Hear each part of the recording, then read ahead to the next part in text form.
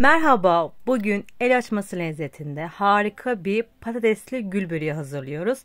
Sizlerin de çok sevdiği şahane bir tarif oluyor. Mutlaka denemelisiniz. İç harcı için tavuğum içerisine çeyrek çay bardağı sıvı yağ alıyorum. Ardından küçük küçük doğramış olduğum bir adet kuru soğan. Kuru soğan hafif yumuşayana kadar orta ateşte arkadaşlar karıştıralım.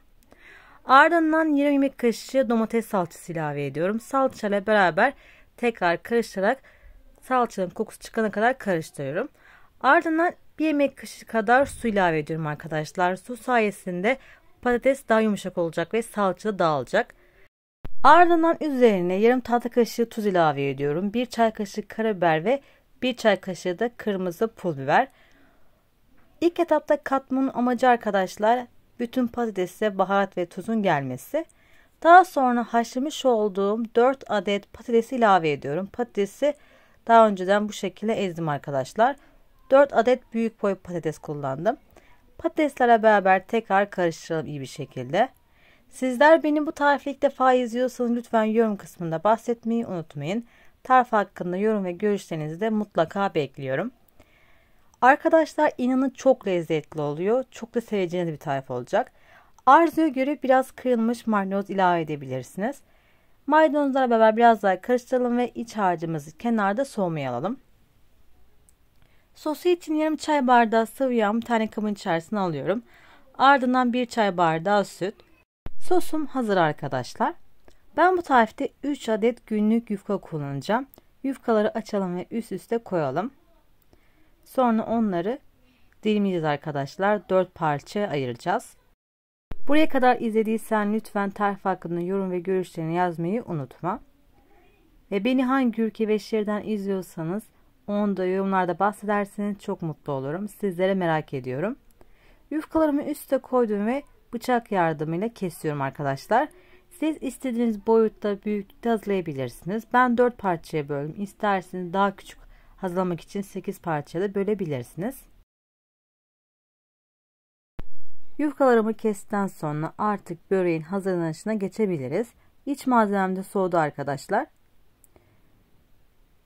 Bir tane yufkayı her tarafına sos gelecek şekilde sosumuzu döküp sürüyoruz arkadaşlar. Çok ıslak olmasına gerek yok. Çok da kuru olmayacak.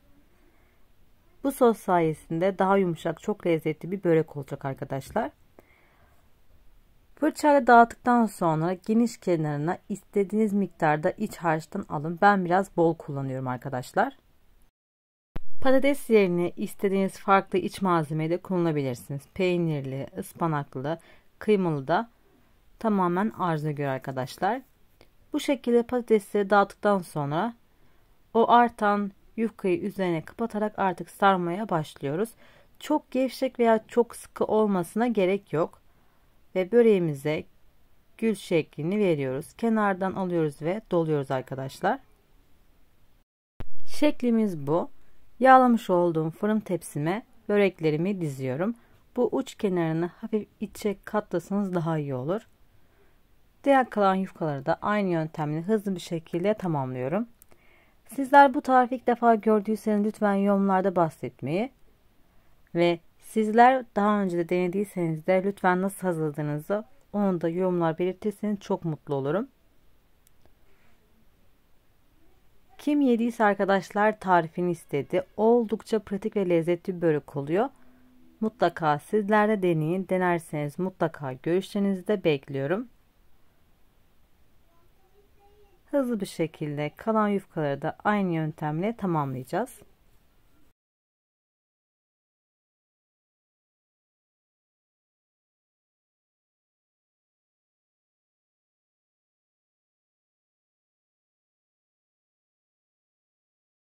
Böreklerimi tamamladım. Bir tane yumurta sarısı ve bir tatlı kaşığı yoğurdu karıştırarak böreklerimin üzerine sürüyorum. Her tarafına mutlaka gelsin. Ve ardından üzerine biraz da susam serpiştiriyorum. Sade bırakabilirsiniz. Önceden ısıtılmış 200 derecede üzeri nar gibi kızana kadar pişmeye gönderiyoruz arkadaşlar. Ben biraz da çörek otu serpiştirdim. Artık fırına gönderebiliriz. Böreklerim fırından çıktı arkadaşlar. Çok lezzetli gözüküyor. Sizlere yakından göstermek istiyorum. Üzeri ve altı çok güzel bir şekilde pişti. Tarifimiz sonuna geldim. Deneyecekleri şimdiden afiyet olsun. İzlediğiniz için çok teşekkür ederim. Yeni ve farklı tariflerde görüşmek dileğiyle. Şimdilik hoşça kalın.